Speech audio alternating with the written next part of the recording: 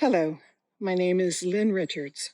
I am a Richland County Master Gardener, class of 2009. I affiliate with the Lexington County Master Gardeners and am producing this video to show you about shade gardening. This is part 2. What you're looking at here is a Guacamole Hosta. It is just stunning, all by itself in a container. Some people like to divide hostas. I prefer to let them get really mature and full like this. This will have a white bloom in late summer. Next, I'm going to show you one of my favorite container plants. I'm going to show it to you from a distance. It has those little tiny chartreuse-tipped leaves. That is called a Chinese privet. The science name is Ligustrum senes, and I have it paired here with a sum and substance hosta, and I'm just going to step over here and put my hand against this leaf so that you can see how large this hosta can get. And this one is not full size. A hosta this big with these bright chartreuse leaves makes a stunning statement in your shade garden. The important thing to remember in a shade garden is texture and color, changing those up. I'm going to show you a little tiny plant right here. It's on its last hurrah. It came up in the spring. It will come up again in the fall. This is a bulb called hardy cyclamen, and it puts up little tiny butterfly flowers. You can see I have a hellebore planted back here. It's very tiny. It's very new. The reason I have the hellebore planted in here is because hellebores do really great in shade, in dry shade. I'm going to show you that I have created a ground cover of hostas in varying colors, sizes, and textures. I think this makes my shade garden way more interesting. The first hosta I'll talk about is this one called Little Lime. That one divides prolifically and easily, and it's the first one to come up in the spring. The next one is called Mouse Ears, and I love the blue-green foliage, and this will have a little white flower that comes up about a month from now in June. And it also spreads prolifically. Both of these hostas were from one hosta. And this one as well. This hosta I've had for about 30 years, and it just keeps multiplying and spreading. I dug it up from my old house and brought it here to my new house, and it's just perfectly happy. And you can see I put a hellebore there as well. This hosta that's dark green is called Cathedral Windows.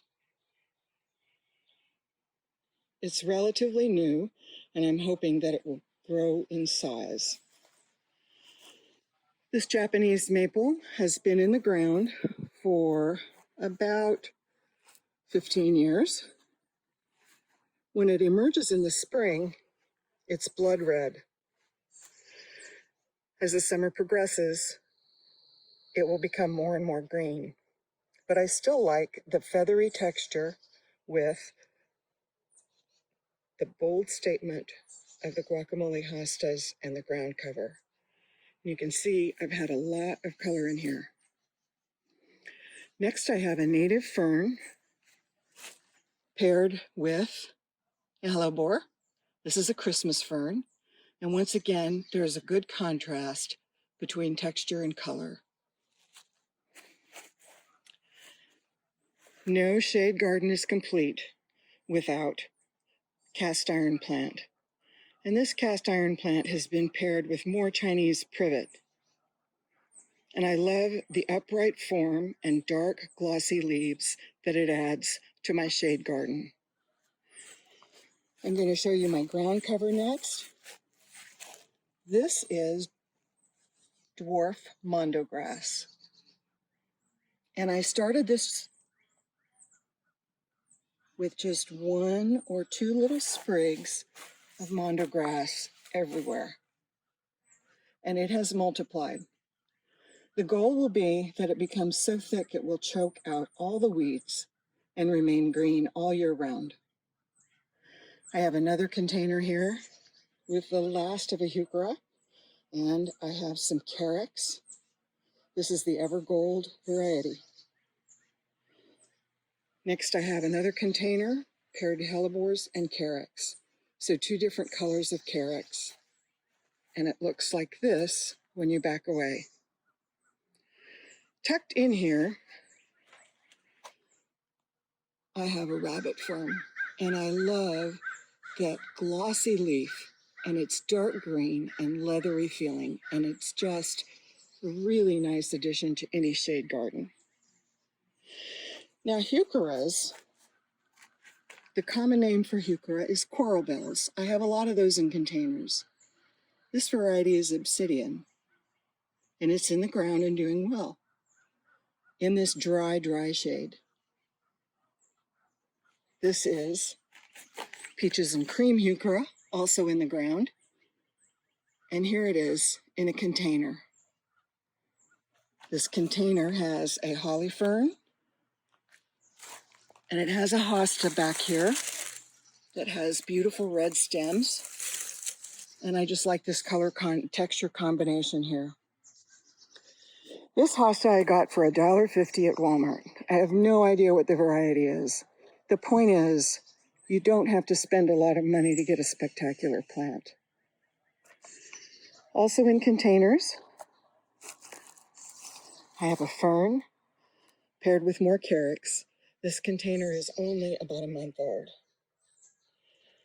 Now, one thing I like to do, I do like a lot of color in my garden, so I've tucked in some annuals here. This is the double impatiens, and I chose the double impatiens. You can see the flower right here, because they are resistant to the mold and mildew that normal impatiens is susceptible to. I have another Guacamole Hosta here, and I have another hosta here called Drinking Gourd. Now again, this area is full shade. This is the Citronella variety of Heuchera. It's lime green, and again, I really like that pop of color.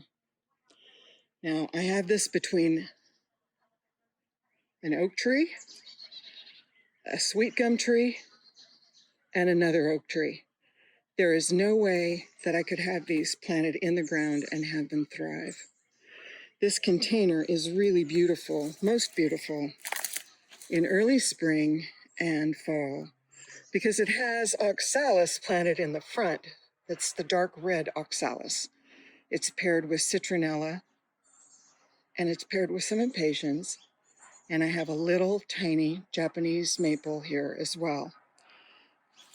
The last of the oxalis, it doesn't like the summer, so there's the last of its little flowers right there, and you can see the leaves were this beautiful red, and up against the citronella Heuchera, it was just spectacular. I have a hydrangea paired with some liriope in this container. That will have a blue bloom. And I have another autumn fern. I really like these. They do well in containers. Now, the reason I have containers is because, first of all, there's something wrong with my soil. I've replanted the area several times and it has failed. So I went to containers. But it's just a lot easier to pay the price for a container than it is to try to put your plants underneath these dry, moisture-soaking trees and have them fail. The last hosta I'm going to show you is this one, and that is called Miss June. And Miss June got watered today, so she is a little bit rumpled, but you can see she has beautiful leaves, small leaves, they're cup-shaped, and it's paired with limium. And that is another shade-loving plant, and it will have a lavender bloom. So I'm going to back up and give you an idea of what my shade garden looks like from a distance so that you can see there is a variety, a wide variety of color and texture that is possible within a shade garden.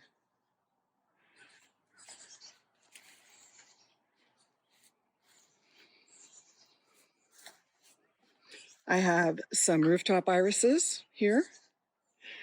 Now, where this agave starts is where the sun starts. So I have some sedum here, which tolerates the dryness underneath the trees.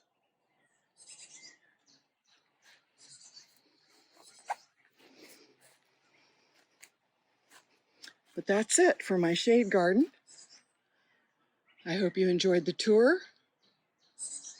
I hope you realize that shade gardening can be every bit as rewarding and colorful as a full sun garden. Happy gardening, and for more information, please go to www.clemson.edu/HGIC. There are fact sheets on all of these kinds of plants. Thank you.